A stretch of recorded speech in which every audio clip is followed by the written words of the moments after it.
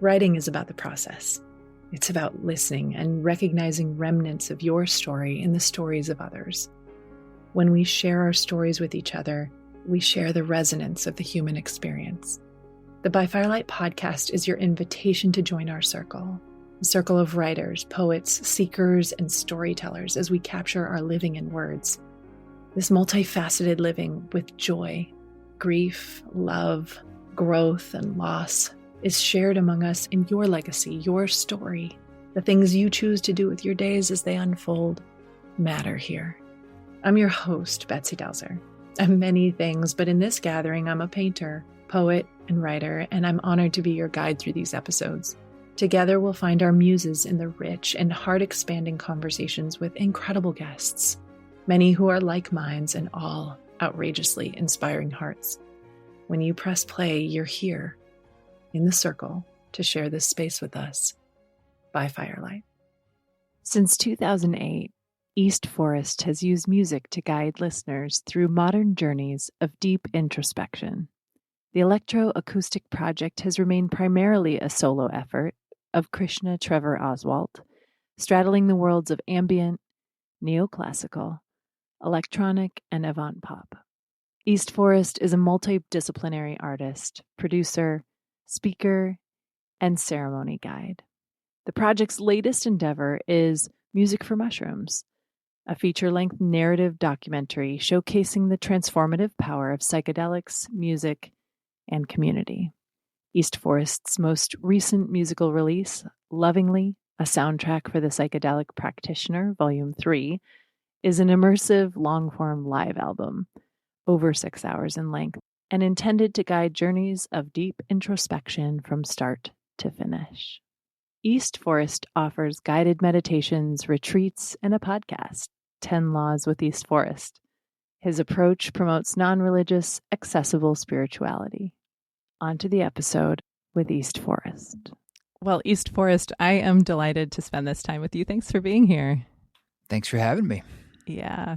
I saw you perform what must have been a couple weeks ago in Madison, Wisconsin at the Atwood Music Hall.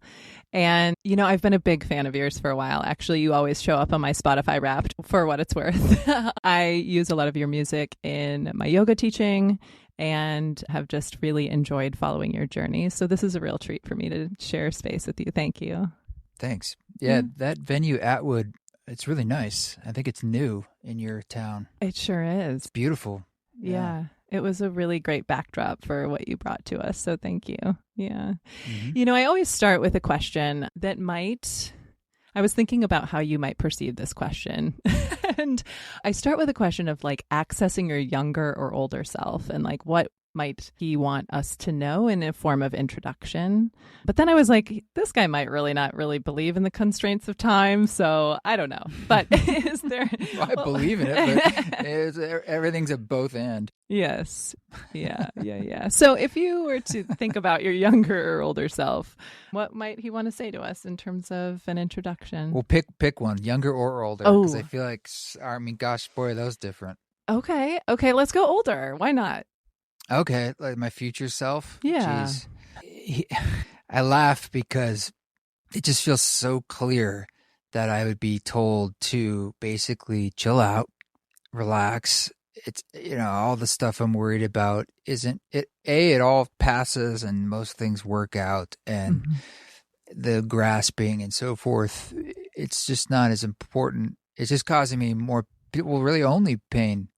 So he would just be like, it's all good, and look at how much you have in your life, and why do you need to be, you know, so worked up about whatever's next, essentially. But my younger self would probably say the opposite. He'd be like, oh, if you work hard and, you know, you work harder, you can get out ahead and you can get things done and you can maximize and you can squeeze that towel, get a little more juice out of it. And, so that's the eternal battle. But I'm at a point in my life where I can see both very clearly and hear both. And I think that in some weird way sums up my day-to-day consciousness conundrum. That's exactly what I was going to say. I was like, well, the dichotomy right there that you're talking about is your daily battle, sounds like. Absolutely. Yeah. Yeah. I mean, just today I was really battling with that, and often, almost every day, Mm-hmm. just kind of wrestling between desire and peace. Mm-hmm. And I keep asking myself, like, well, what is it that's holding me back from the peace? And I suppose it is the things that I'm still hung up on, and the complexes of wanting approval or feeling meaning and value and purpose. But it's tricky because life is not something that you get to observe from the outside and you take away like this great takeaway. It very much seems to be that we're meant to be in the muck. Like life is the point, clearly. Mm-hmm. So me thinking I'm going to step outside of all of this stuff seems in some ways foolish, because it's like, well, that is the stuff. I'm more of the mindset of like, I chose this as my worldview or soul view. And in that way, let's say I did. Let's say I said, okay, I'm going to just pull out. And I have a feeling I would feel deeply, deeply depressed. Mm-hmm. Almost there'd be more pain because there's no life. I could be wrong, though. I could just be fooling myself into some mental argument about it. It's like a radical acceptance of the now, right? I mean, monks have figured this out for a long time. I mean, they're like, it's all illusion. It's all Maya. So they're like, why do it? Yeah. Just go to the source. That's the only thing. Just be in the moment. Yeah. So speaking of being in the moment, meditation, etc., I'd love, we're going to go in many different directions, and I'm here for the flow. But I want to tell you about a moment where you were guiding me, and it was actually during COVID. So your meditation for chaotic times. This is I have to link it in the show notes because. So I'm admittedly, this is completely for myself right now that I'm asking this question because I'm such a fan of that piece. There's so many show. But it's like I just love that piece. And during COVID, that really amplified everything you're talking about, right? The juxtaposition of, hey, it's going to be okay, chill out from the future, and the current self being like, yeah, but what the fuck is going on here? Are we going to die? Are we going to die? Is everybody going to die? That was like 3 weeks in. Yeah, that was really like, what's going to happen? Yeah. So I'm a 7 on the Enneagram, and I'm a doer, and I'm an adventurer, and I'm a go person, and I can slow down. But when the world stopped in the way that it did in COVID, one of the treats for myself was I became a walker. I just would walk and walk and walk as part of my way to take care of myself. And I would often listen to your music, but I definitely listened to the meditation for chaotic times. And there was one moment where one of my words for the year was held. So I had chosen the word held in the 2019 to 2020 kind of turnover. And you say in the meditation, you're held, right? I stopped in the middle of the street. Now, granted, there was no traffic, right? But I was just like, your voice saying those words to me, it was to me, right, in that moment. And I was just, it felt like the sky opened. It felt like, and I'm telling you right now, I was on the earth in terms of my whole body, mind, and spirit, but I was totally moved through your voice, through the music.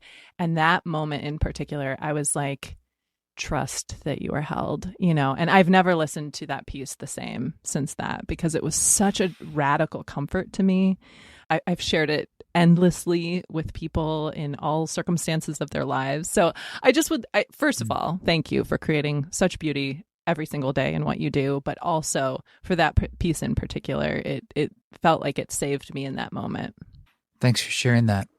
I mean, I remember that meditation came out. I was sitting here at this desk, and it might have been the first week, or it's right when the shutdown happened. And I just kind of grabbed the mic next to me. And the way I like to do meditations is I have a piece of music of mine, and I kind of put that on, and I put the headphones in, and I just let it unfold from the feelings I'm feeling with the music. And so it has to be sort of just flows out in that way. And that was very much a meditation to me. And I needed that too. And we got it out within a week or two. Up to the streamers just wanted to rush it out, and it definitely made the rounds. And I haven't released more meditations on Spotify and so forth until like a month ago, where I put out 8 more. I've been doing them on my Patreon. Like we have like a monthly thing, and so that's actually where they all came from, because I've been doing so many. But the word held is powerful for me too. And I've been using it a lot lately. And it's a recognition that you are held whether you believe that to be true or not. It's true. It's like the mother's love. It exists whether you accept it or not. And I think, I don't want to speak to your experience, but I would venture to guess it's similar to what I feel, in that when we allow ourselves to feel the truth of what is, that is the overwhelming emotion of being held, in the sense that creation itself is holding us. And it can't not. That's the part that I think just smears you, because you're like, wow, with all my stuff, all my desire, all the things, and yet I'm held too. We all are. Ram Dass would talk about this with his Guru Maharaji. That was the whole thing that broke him open. It's like he was loved unconditionally, even though the guy could read his mind. He's like, whoa. So he knows all my neuroses and all the things I'm thinking right now, everything, and yet still I'm getting this energy of complete acceptance and love. So, yeah. What do you think, just going down the road, what do you think we get? I'm going to ask about what we get wrong, so bear with me. But what do you think we get wrong about unconditional love, just in the human to human sense? I think human love actually is not unconditional.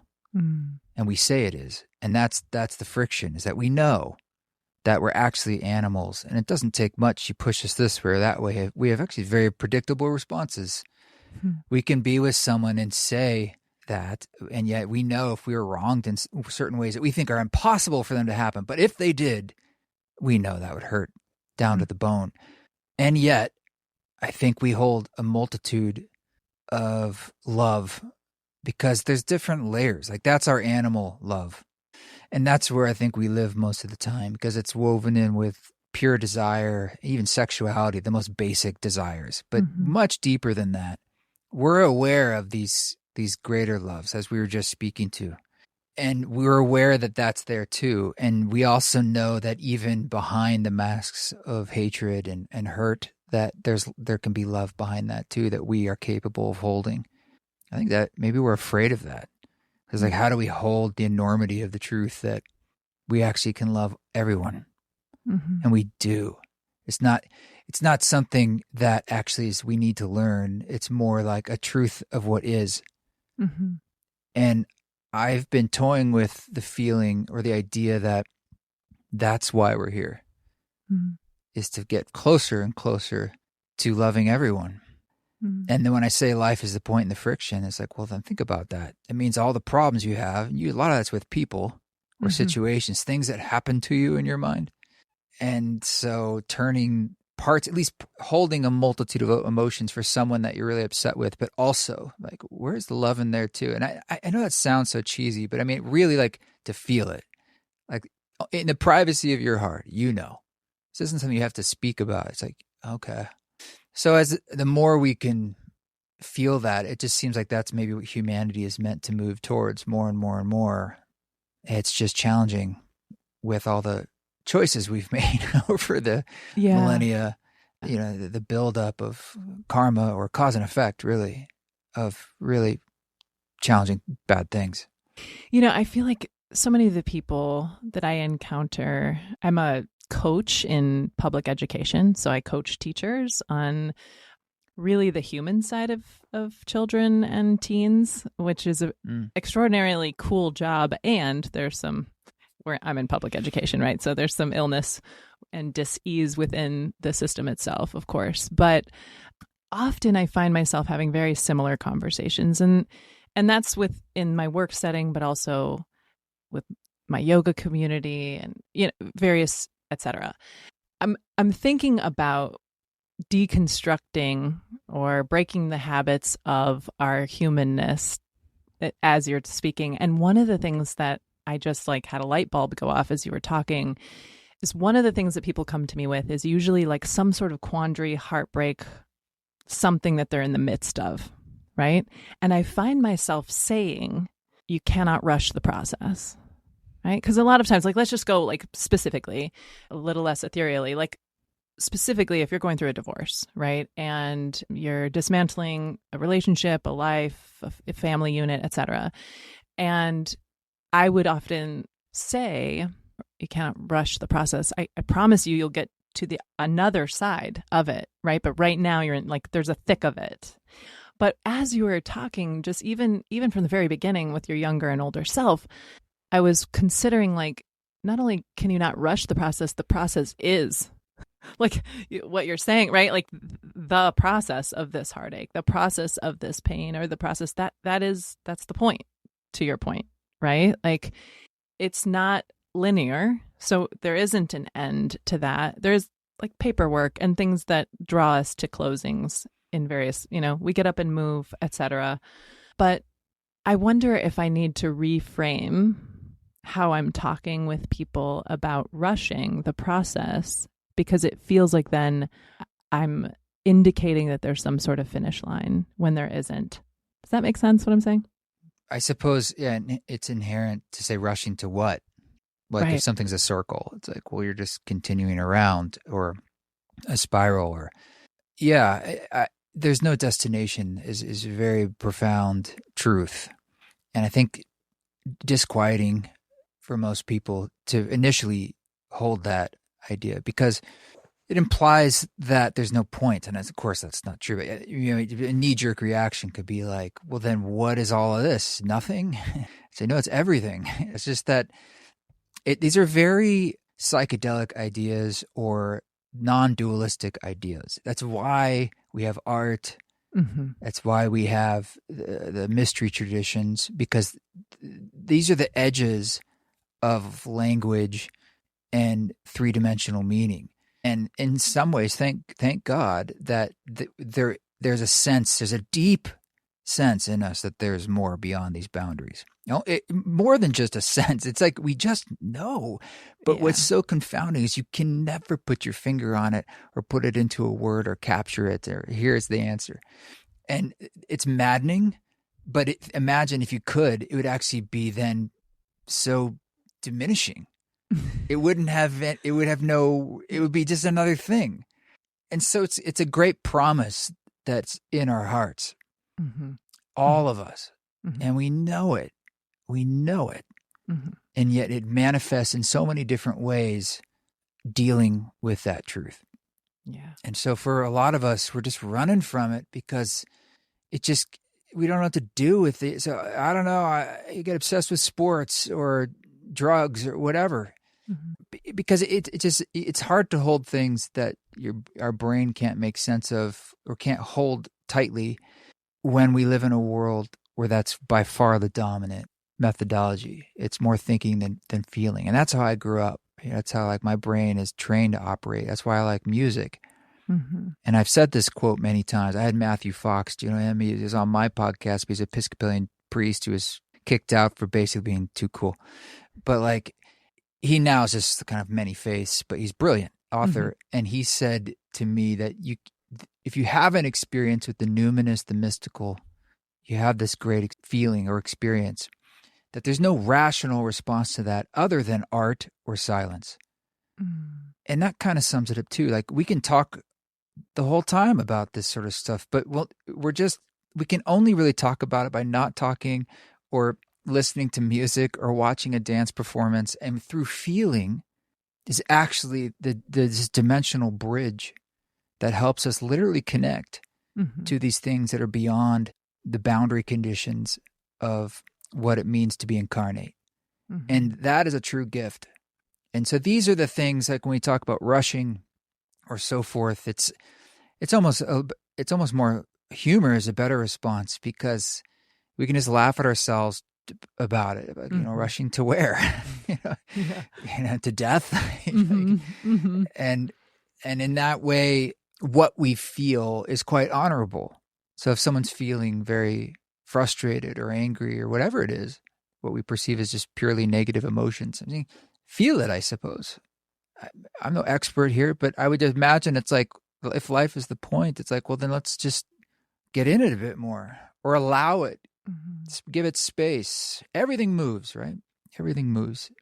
And these are truths that have been told to us for so long, platitudes at this point, but it is very true. So whatever we're feeling or whatever's happening, it's going to change. Yeah, that is a guarantee. You have created, speaking of art and creativity, some just astounding and beautiful things. I've made mention of a couple things that we've linked, but also I'm so excited about the music for mushrooms and kind of your series for the psychedelic practitioner. Can you just give us a window? And we're going to have to go into folks who are maybe like totally new to this concept and kind of your springboard into that. But where do you want to begin with telling us about that project and the trajectory it's taken you on? Well, maybe zooming out to zoom in. Like right now, it exists as a music album and also a feature narrative documentary. And I don't know when this airs, but we are launching the film for the first time onto YouTube, sort of in the spirit of the gift. It's really about mental health, I suppose. It's a fun movie, though. That sounds boring, but so people can go watch it. But it started as an album that is 5 hours long that I put out in 2019 that was meant to guide a mushroom journey, but I suppose it's just music. Like, so that could be any inner work. It could be yoga. It also could be, I hear a lot of people come to me at shows and they're like, I'm a teacher. I use this in my first grade art class. It's the great music, or math teachers like, this is what we put on when they're doing math. I'm like, okay, cool. Yeah. My music, long story short, in 2008, I had a very profound experience where I was living in New York City and I was doing things and struggling. And I had this big breakthrough where I had made this record for myself, kind of in desperation with everything else not working. And then I took mushrooms, magic mushrooms, psilocybin is the drug in that. I was just inspired to make music that would help me navigate that space. And I had a very, very profound experience listening to that record, so strong and powerful of beauty that it completely changed my life. It was almost like I'd always thought there was more, and now I just had a felt experience of it. And it was so strong that I honestly didn't want to do any of the things I'd been doing before. I was an actor. I was a photographer. I was always doing music, but I was like, I want to do this, and I want to just give it to people for free. And that's what I did. And everything just went from there. And my friend started organizing these circles, meaning like he had a vision. I was using this record with a few friends, like, hey, you should try this. You know, you just listen to the record, and we just find a calm place, and you take a little bit of the mushrooms and just listen. And all these profound experiences were happening. And he ended up buying this farm upstate, and then he started organizing circles of the community, and people would come up, and then I would come listen to the record, but then the record was only 45 minutes, so I'd play some music around it, and then I started looping and and then we just keep doing it. He kept doing it. And so you start just iterating, how do I guide people with music? And you just try things and learn what you can, but there wasn't a lot out there on the internet. Well, thousands of people came through over the years, and we were just doing this in the underground, and you learn a lot. And you learn how to use music to guide an inner journey from a pretty wide group of people in the tri-state area, whether UPS drivers or teachers and mothers or psychiatrists or doctors or students.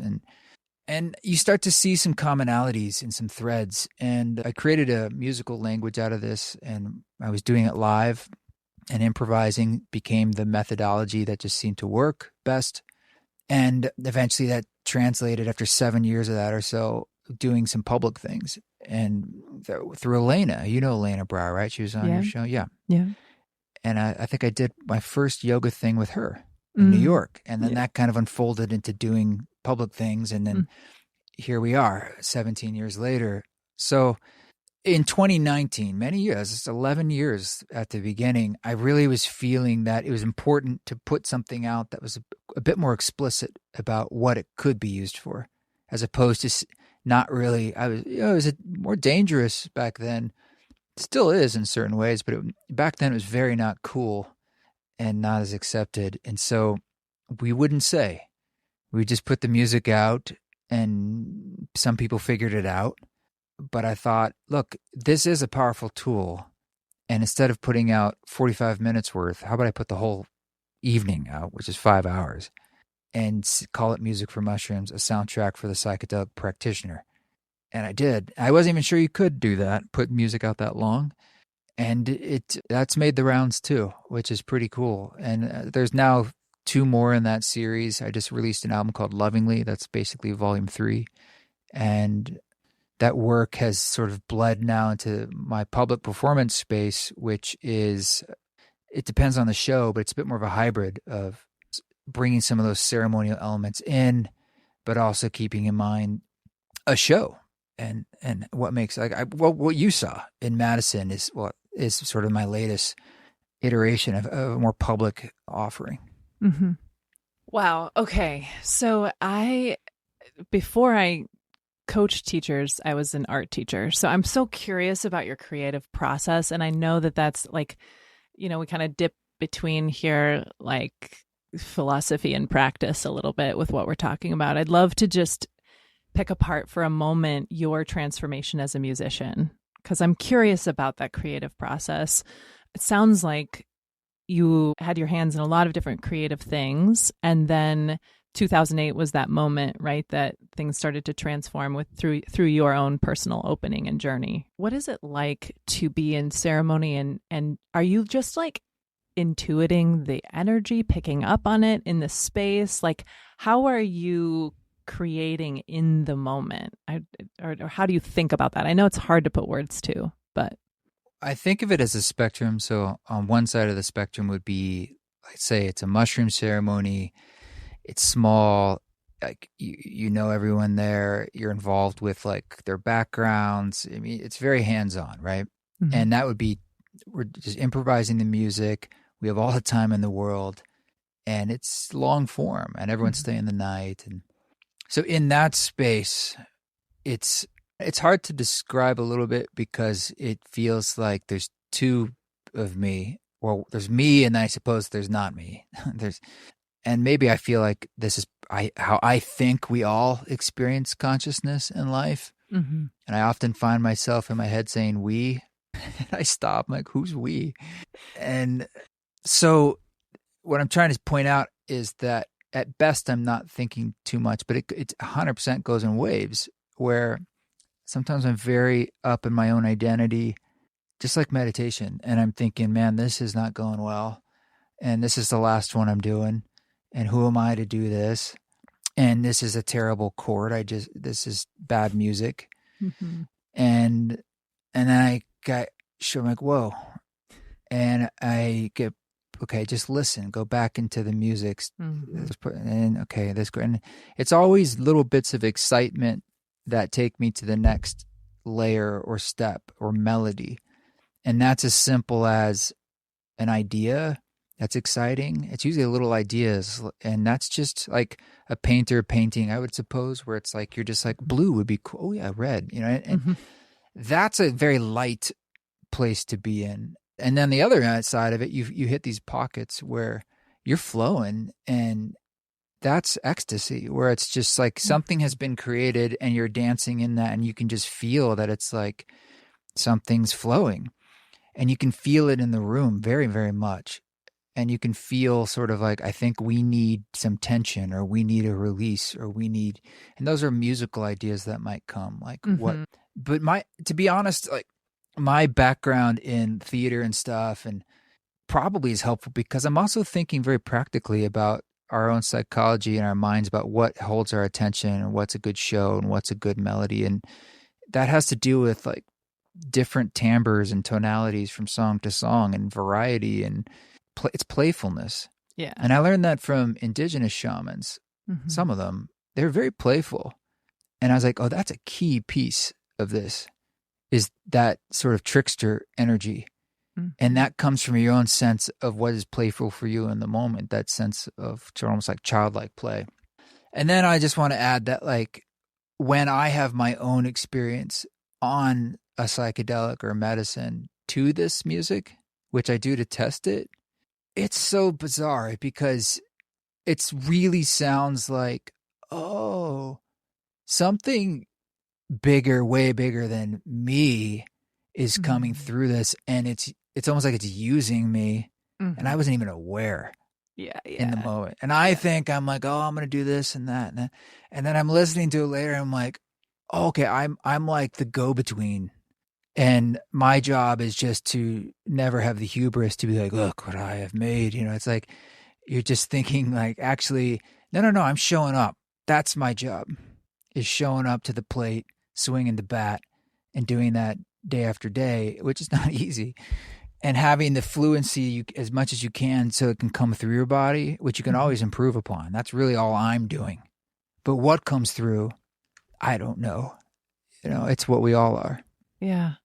I can really relate to a lot of what you're saying, like extremely. And I think that comes from the painter in me. I'm a painter, and I've done, as you were talking, I was thinking like, it's interesting that I'm asking you to dissect the process. And as somebody who has done a lot of live painting to music on stage, so musicians are up there, I'm on the side, I'm doing some painting. I'm not like the focal point, but I'm just visually interpreting. And it would be almost impossible for me to talk about like the process, because to your point, it's like it's an opening, right? I'm stepping into something. But isn't it also maybe like also just really human?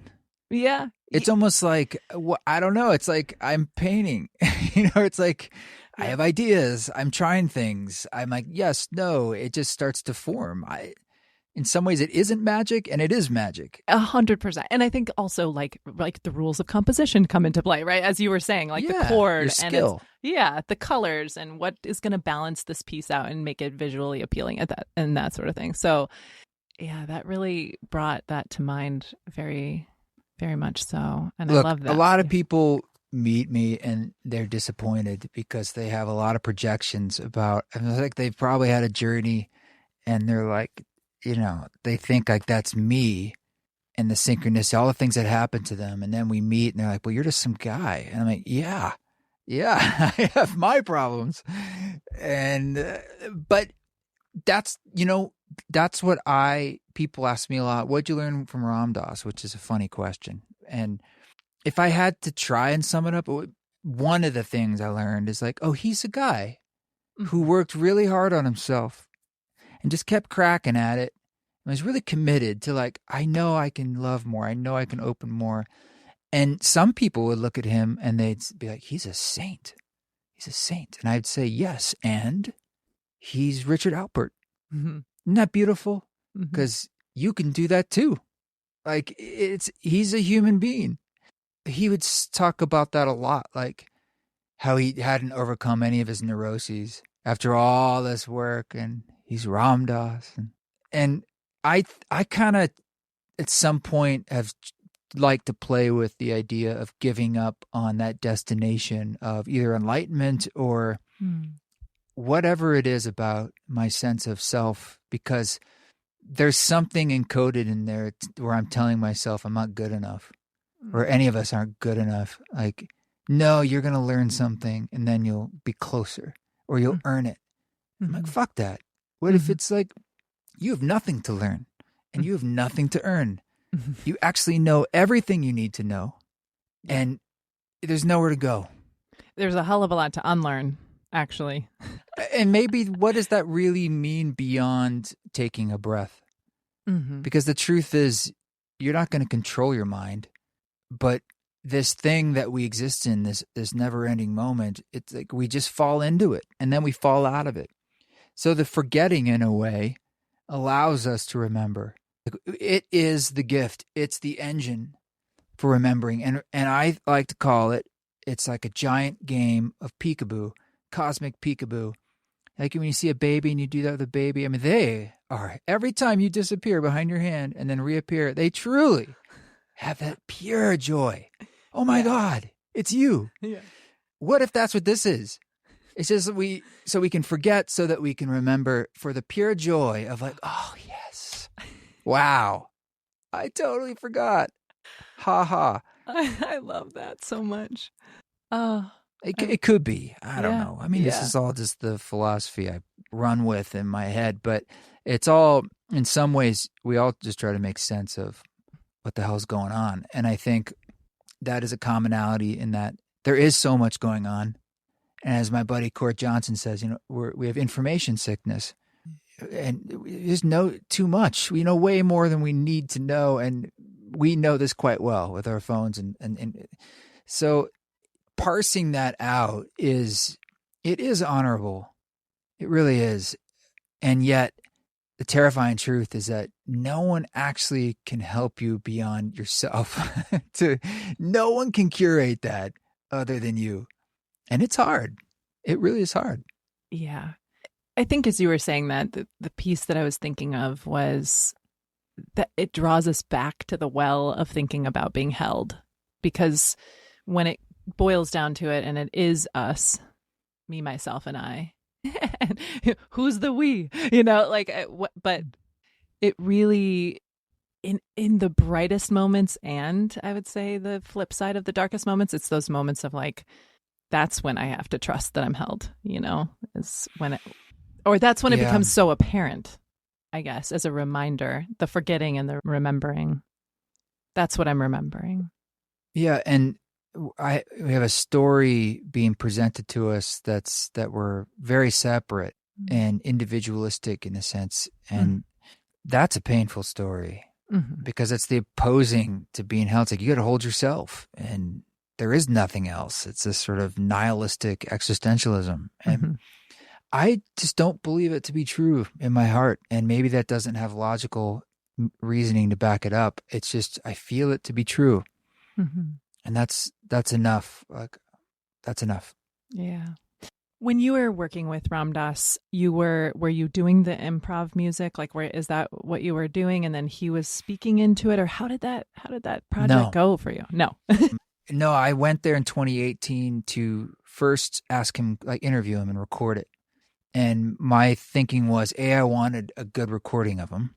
I didn't want some old, crappy, low bit recording. And two, I wanted him at his point in old age. I wanted him in modernity, and I wanted to hear what he had to say, but I wanted his older voice. And there was resistance from his team, but thankfully they let me go, and they said it might not go. He might not be able to talk because of his aphasia. I said, I'm willing to take that risk. And it didn't matter, the pauses, because I was going to move the phrases around inside music. So we talked first, and then I made a bunch of music. And it was kind of like scoring a film or something. And I used everything, like 95% of what he said. It was the record. That's really beautiful. I've had moments, there's like a loop that I do pretty frequently in my walking hobby. And there have been so many moments when I've listened to that album. And the orchestration of both where you set up his words to enter in it's exactly right. So it lands with just a piece that's like, oh, I love this so much. Yeah. Well, I've been playing around with a lot of those tracks live since then. So what is that? 6 years. And you heard a few, I'm sure. And it's fun because then for me, it's pretty alive in the sense that I'm still working with it in the live space, and I'm always toying around with the songs and changing. Like, I just change my approach to them, to what I'm feeling in the live space, and that can be really fun because they feel like they're living in a sense. Yeah. Oh, this is a podcast for writers. And when I was thinking about asking you to come on, I was like, well, I haven't really ever interviewed a musician by trade or whatever. And I'm curious about, like, when you're listening to Ram Dass, I know you've got a lot of other, and you yourself do a lot of the speaking on your work. You mentioned before that the meditation for chaotic times, you kind of pull the microphone close and just roll with it. Is there a time when you are sitting down and scripting or trying to pen something to paper, anything like that? Yes, but not with meditations or music as much. I have done some writing and some book writing and op-eds and stuff. So of course that's writing. But I'm really mesmerized by the improvisational space. And I do think I would imagine writing at its core is that, right? Mm-hmm. Like in essence, you are sitting there and it's just coming out. You're trying to work with this genesis in real time. And that's what it is. It's sort of like what you do with it after that might change its energy. There's too many steps. Like typically if the written word is the point, then actually it's no different than me improvising in a music space and then recording it. It's like you're improvising on the page and then you're going to edit that. And I do editing too. I might take out a thing here. I'm like, no, let's make this a little shorter now. I put on a different hat later. I'm like, now I'm like the editor, producer guy, and I'm listening to a recording. Mm-hmm. And it's the same thing in writing. But for me, if I were to write something and then now I'm going to use that and translate it into another space, like lyrics or something, I feel like I've now taken it into a very heady space in a way. Like the art is wanting to be the closest connection to the thing that can't be spoken to. And I don't want to distill it too many times. And so in that way, maybe I'm just lazy, but I find that I like to stay close to that diffuseness. That's probably why I started to lean into more instrumental music. I'd say at least 3/4 of my music is probably instrumental or improvisation. I love feeling. Yeah. And I love words that are cultivating a feeling too. Mm-hmm. So when I read something, it's such a challenging skill when you come across great writing, but you have to pick a lane too, right? And it's like when I started working on a book proposal, we got quite far. I was like, this is hard. this is quite hard. Yeah. It's difficult. It's like these little tiny like pixelations that you have to use them in all these beautiful ways to make the thing you're trying to make. Whereas in music, it's similar, but the brushstrokes are like longer and more like legato and smooth and can overlap. 100%. And to me, it's like, yep, I can get closer to something undefined with that. Whereas words are using something defined to express and launch you into the undefined, and that's a tricky skill. Yeah, it sure is. And I think, right, like I'm right there with you in the sense of wanting. I'm a feeler too. I think as an abstract artist and painter, that there's so many times when people are trying to find an image. They're trying to find something. They're trying to hook into something and like, oh, I love the mountain range. And I'm like, oh, I didn't know there was a mountain range in there, or like, I remember this one gallery and this woman coming up to me and she's like, tell me about the blood. And I was like, yo, what blood? I'm like, is everybody okay? And she's like, no, I mean this piece over here, You're like, well, why don't you tell me about the blood? Yeah, right. But yeah, I think it's like the human desire to look for order, right? And to make sense of it. Mm-hmm. Yes.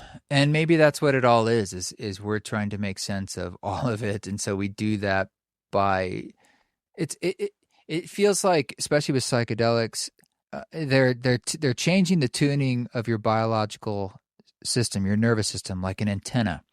And now you can pick up more. And suddenly you realize like, wow, there is so much out there. You feel quite grateful for your nervous system filtering out all this noise all the time. So we can have quiescence and stillness. Like what a gift that is. That is a true gift. But you recognize that there's so much out there. Quite literally. Like you look at the visual spectrum, the light spectrum, sound, it's infinite. We get to truncate it down into these bookends. And I think our consciousness is the same way. But again, we sense that there's this infinity that we swim in. And if we plugged ourselves fully into that socket, into the wall, you'd explode. It's just too much for this spacesuit to handle. Yeah. And what it means to be, a person just walking around with like, you get hungry and you get tired. And all of a sudden you're like, and by the way, you're the cosmos. Yeah. Playing peekaboo. Exactly. Yeah. And so we need ways to let off steam or like put our toe into it or our finger, and that's what art is. That's what feeling is. That's what great writing is. Mm-hmm. Yeah. I had Victoria Erickson, a poet, on last year, and she was talking about, a lot of times writers, or especially people who are listening to this, are curious about like moving through blocks or moving through like that period of time where you're struggling with words or struggling with creativity. And her advice was go to a concert. Go see some art, like go feel it again, and then come back to the blank page, which I can see. Have you spoken to Bio Akamalafe? I haven't. No. I did a little recording with him too, and I just find his way with words to be so deeply inspiring. But food for thought. He'd be a great guest. Thank you. Thank you for that. Okay. I know that you have mentioned a couple of times, speaking of words, the sort of a method or a way that you engage with meditation. And I, as a practitioner myself, I just love to learn a little bit about not only record, but obviously practice. Can you just sort of enlighten us or share a little insight into your meditative life or contemplative practice? It's honestly all music, most of it. And when you're listening, like, or creating music, you can't not be present. Mm-hmm. Unless you're literally doing it and thinking about a to-do list or lunch or something. And then that quickly, like, whoop, I got to get back to I have a chord to play. So the practice of listening and making music or participating with music is inherently presencing in itself. And that is a form, not a yoga. I don't see it as cheating, but it's certainly like, it's a doing. Mm-hmm. And in the doing, I'm giving something over, or it's allowing something in. And I've reflected on this a lot over the years, and I think it has something to do with creativity itself and creative energy, which is a kind of fundamental aspect of being human. And I see this encoded in some of those mystery traditions, like creationism or creation. Like, that's a word. I mean, it's right there. It's like creativity, or the fact that the universe is expanding, or sort of there's this big bang and it's moving outward, and through that, everything is colliding and forming through stars and so forth. It's telling us that may be the fundamental driving force of the universe, which we are so much a part of, is creativity. So when I'm not creating, or there's not an aspect of that almost devotionally in my day, no matter how much kicking and screaming I go into it with, then I'm not really giving any kind of credence or honoring of my own life or incarnation. And thankfully, there seems to be this byproduct for myself that helps me keep my head on straight. It goes back to that first question where it's like, well, if I pulled out, the reason I would get depressed is because I feel like I'm not engaging in that creative force. I'm just sort of saying, I'm out of humanity. It's like, good luck with that. Some people can handle that. I don't know if I could, because I might just be like, what am I doing? Where's the purpose, or what, So I play music, and because it's my job, for better or worse, it forces me to play almost every day. Because I have perhaps a concert or something like this weekend I do, and there is abject terror of you get up there and you're not ready. So yep. you gotta get ready. But by doing that, and it's a form of meditation, of forcing myself into an activity that requires me to listen. Yeah. I think of sometimes, like, you've talked a little bit about reducing the noise, or maybe it is just a buffering of some kind of the noise itself. In making music, that's a journey in and of itself, right? So how much of silence are you practicing, or do you engage with when it comes to this listening piece? I mean, do you have to have a moment where you kind of like move away from the keys, move away from the looping, and you get silent? That may be beneficial, but I tend to not do that. I actually tend to shun too much ritualism around it, or even self-consciousness. I remember one time I was in the studio with Lorraine Weiss for the Ramdas album, and she plays the saxophone stuff on A Miracle and Love Everybody. And I'm setting up the mics and all this stuff. I'm like, okay, I'm about to hit record. She's like, whoa, should we like I don't know, like, have a moment. And I was like, absolutely not. Like, the last thing we should do is make this special. Like, no.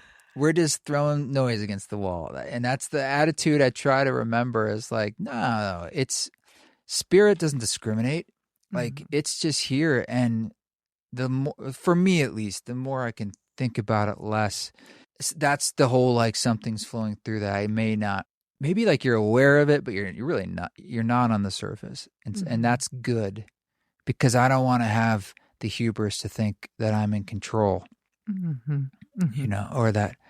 But silence, especially lately, I've been starting to record things again, and that's such a mercurial process of being a solo artist and working on material, and it's a mental game more than anything, and so is performing. But I've been thinking a lot about space, like the negative space within musical recordings.